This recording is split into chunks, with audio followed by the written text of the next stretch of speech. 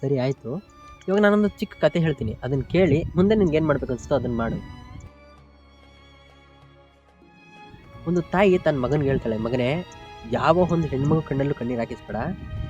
ಆ ಪಾಪ ಕಣ್ಣೀರು ಹಾಕಿಸ್ತವ್ರನ್ನ ಸುಮ್ಮನೆ ಬಿಡಲ್ಲ ಅಂತ. ಸರಿನಾ?